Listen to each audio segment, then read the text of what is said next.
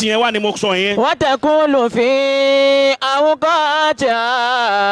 Hadisi kẹta ani Abdullahi ibn Umar وتكون ibn al-As radiyallahu anhuma عن النبي صلى الله عليه وسلم أنه ذكر الصلاة يوما بين أصحابه فقال من حافظ عليها كانت له نورا وبرهانا ونجاة يوم القيامة. وتكون في أوقاتها. Ànábì jókòó láàrin àwọn sàábé. وتكون Níjọ́ kan Ànábì jókòó láàrin àwọn sàábé. Níjọ́ kan Ànábì wá ń ròyìn irun. Ànábì ń ròyìn rẹ̀ fún wọn. Ànábì ní gbogbo ẹni tó bá ṣọ́ irun rẹ̀ ní pípé tí máa kírun dáadáa.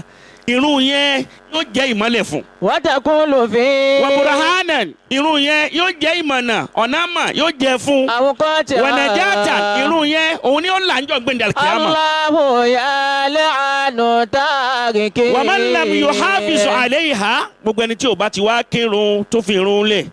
Lam yakun lahu nurun wala burhan wala najatun. إن الصلاة. Tọ̀hún kò ní sí mọ̀lẹ̀ lára rẹ̀, kò ní sí mọ̀nà lára rẹ̀, kò ní sọ́là lára. لا تشتكي. وخشر يوم القيامة مع فرعون وهامان وقارون وأبي بن خلف. وتقول. رواه أحمد حديثي Ahmad bun Hanbal lẹ́gbàá wa. وتقول في أوقاتها. Gbogbo ẹni tí ó bá ti kírun rẹ̀ déédéé tó bá dijọ́ alikiyama àárín àwọn Kárúnà àárín àwọn Fìràáúnà àárín gbogbo àwọn olórí burúkú ayé òun ni àárín àwọn gbogbo wọn àárín wọn ni ó wà níjọ́ náà. وتقول في أوقاتها. Hadisi kẹrin hadathana Aliyu bun Nasr يا bun Aliyi تاركا. jẹnkewu dákun jẹnkewu. حدثنا علي بن نصر بن علي الجهضبي قال حدثنا سهل بن حماد حدثنا همام حدثنا قتادة عن الحسن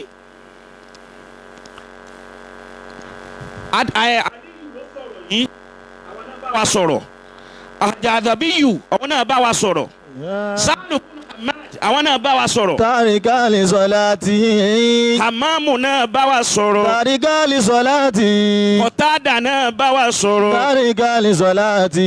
Wọ́n gba ìgbà yẹn wá látọ̀dọ̀ Hasan. Inna sọ̀láàtà la tashtaki. Wọ́n ní Khuraythu ọmọ Kubayhu òun ló gba ọ̀rọ̀ yìí wá. Olóhùn qaddamtul Madinata olóhùn dé Madina njọ́ kan. Inna sọ̀láàtà. Fakultu òun á sọ pé Allahumma yassirni saliha Allahumma yassirli jalisa saliha. Inna sọ̀láàtà. Bí Ọlọ́run péré Ọlọ́run. Inna sọ̀láàtà. Mo fẹ́ kó o fún mi ní ẹni retí jòkótì ní Madina tí mo dé yìí. Inna sọ̀láàtà. Qala fajalastu ila Abi Hurayrata. La tashtaki. Àṣebóhun ti ṣàdúrà àwọn Ọlọ́run ti gbà á. Watakulu fi awqatiha. Ìgbà tó wọn ó dé Madina mọ́sálásí ànábì ẹni tó wọn ó jòkótì lẹ́gbẹ̀ẹ́ ó jẹ́ Abu Hurayra. Allahu yal'anu tariki. Fakultu Ọlọ́run wá ń sọ fún Abu Hurayra pé inni sa'altullaha an yarzuqani jalisan saliha. Òun bẹ́ẹ̀ Ọlọ́run ní kọ́lọ́run jóun ó jòkótẹ́ ní eré o. Lọ́lọ́run fi kádàrá mi pé kí n jòkótì ọ. Salatul khashi'ina. فحدثني بحديث سمعته من رسول الله صلى الله عليه وسلم. Salatul khashi'ina. Sọ àdìsí kan fún mi nínú àdìsí tó gbọ́dọ̀ ń ṣe Ọlọ́run. Salatul khashi'ina. Ṣé ń gbọ́ tí mò ń wí sá? Hiya salatun. Ee. Sujudum ruku'um buka'un. Ee. Sujudum ruku'um buka'un.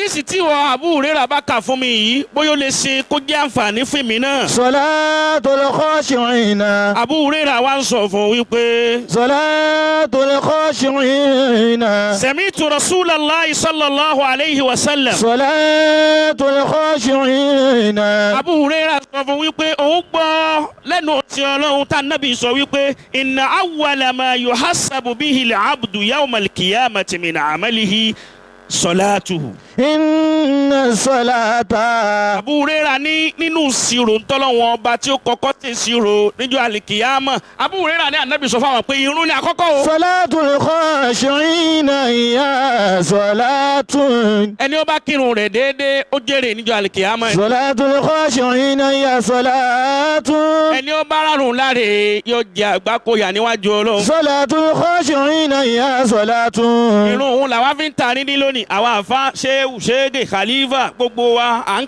kírun mọ́. salatul khashi'ina. Inú àfa mi jẹ́ ń dùn bí wọ́n ti mọ́sálásí ní. salatul khashi'ina. Àfa mi lúdò ní ta. salatul khashi'ina. Àbí bàbá Àjẹ̀bú. salatul khashi'ina. Àyèmọ́ yà wọn àfa àti wọn ta bàbá Àjẹ̀bú. hiya salatun. Wọ́n fi Kùránì ilé wọ́n fi ìrun lé bàbá Àjẹ̀bú ni wọ́n ń ta. hiya salatun.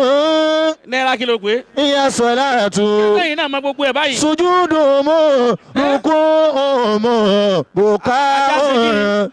sujudu mu Sẹ́yìn náà ń ta ni. ruku'u mu buka'u. Gbogbo àwọn nǹkan burúkú yìí àfikọ́lọ́ ń kó pín yàn jìnnà sí. salatul khashi'ina. Ìwọ àfa tó lọ Mákà tó tún fi eyín Mákà rẹ tó fi mú bíà. salatul khashi'ina. Bó ti ń fi di ìgò kan tilẹ̀ ló tún mú mi ló ń fi. salatul khashi'ina. Èyí wọ́n á jó mi àlùwàlá. salatul khashi'ina. Ẹlòmíì la ilaha illallah àfa mi yóò bá bu ẹrò pé mi ní omi àlùwàlá ní bẹ́ẹ̀ bí agé ni. salatul khashi'ina. hiya salatu. Máwù ni. hiya salatu. Àìmọye àwọn mọ̀lúdì tẹ́ ẹ bá lọ ẹ máa ra wọn wọ́n fi ń tà mọ́sà gbogbo nǹkan mọ́ wa lọ́wọ́. salatul khashi'ina. Àwọn kàńdá tí ọ̀dánù wa yìí náà ni. hiya salatu. Àti wà téèyàn mẹ́ta èèyàn bíi mẹ́fà wá di ọmú báyìí. salatul khashi'ina.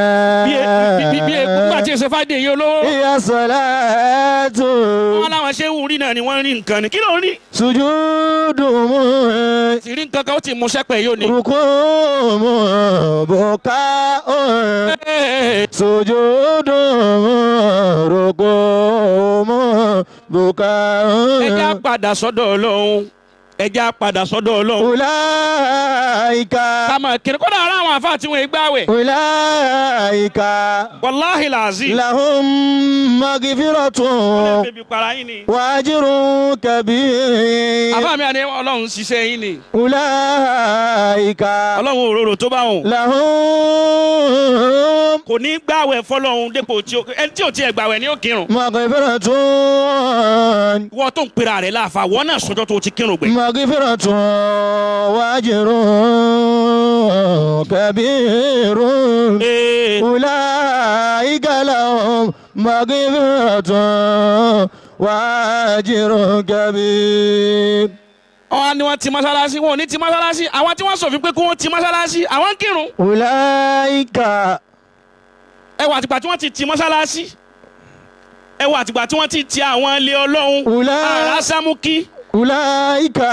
Àmọ́ ẹ ráwọn ibi tẹ́ ẹ ti ń ṣe mítìnì ẹ rí bẹ̀ sí. ulaika. Irú ọgbọ́n tẹ́ ẹ dá tẹ́ ẹ fi ń ráyè ṣe mítìnì ní gbogbo àwọn ilé aṣòfin tẹ́ ẹ fi ń ṣe mítìnì kí ló tẹ́ ẹ dárú ọgbọ́n òun sínú ẹ̀sìn. ulaika. lahum maghfiratun wa ajrun kabir. Àkíjímọ̀ nínú Ramadana yìí rárá. ulaika. Ẹ wo ẹkún ẹ wò fo. ulaika. Kò sí tẹ́fù síírì. ulaika. Ẹ bá ṣe pátá àti ẹ̀tún rọ́gbọ́n dá díẹ̀ nínú ilé wa. ulaika. Àwọn èèyàn ò rí Kùránì gbọ́ àwọn èèyàn ò rá Sámúkí. ulaika. Wọn ò rí wákàtí márùn-ún kí. ulaika. Ìmáàmù mi tó ṣe pé jíjẹ ìmáàmù tó jẹ ìmáàmù tẹ́bí kó lè máa rówó kó jẹ ní kí n ṣe torí Ọlọ́run. ulaika lahum Òun náà gbọ́lúdé ni. maghfiratun wa ajrun kabirun. ulaika lahum maghfiratun wa ajrun kabir. Subhanallah. wa bihamdihi subhanallah al-azim. Pẹ̀lú àṣẹ Ọlọ́run kò ní sí tafsiri lọ́la. Ọ̀túnla òun ni Lailatul Qadri wa. Tí ń jẹ́ 27 àsìkò tá a ṣe yìí náà láàṣì. Láàṣì ó di Naharul Qadri nù. àti lèlátù àti nàárù tọ́ Masha Allah àti nàárù àti léìlú ọlọ́run kó gba gbogbo ẹ̀ fún wa bi'iznillahi ta'ala. Allahumma àmín. lọ́yìn lèlátù kádìrì tí mo ní lọ́la ọ̀dà àfàmà Umaru Tapa ni ní lèlátù lọ́la àmọ́dédé àsìkò tá à ń ṣe tẹ̀fsírì náà lálọ́ ṣe lọ́hùn ẹ rí wa ẹ fọkànbalẹ̀ gbogbo ẹ̀yin olólùfẹ́ ẹ fọkànbalẹ̀ ọba tó ní abẹ́rẹ́ Ramadan náà ní rọrùn ọlọ́njà lópin Àmín. àwọn sọ̀pọ̀lọpọ̀ ọdún láyé Àmín. akí àwọn bàbá wa láti ilé wa ní Salati bàbá wa Sheikh Abdulaziz Shiku Salati Adamallahu bàbá wa ayatahu. lóru yìí ta akínyìn ká tó tó pọ̀ fún wa Àmín. bàbá wa fi ṣàlékún kẹ́yìgẹ̀ fún gbogbo àwọn tí wọ́n ṣẹ̀ wálẹ̀ Rabbana رب الخلائق ربنا رب الخلائق نجنا من شر زمان نجنا من شر زمان صلوا على النبي الكريم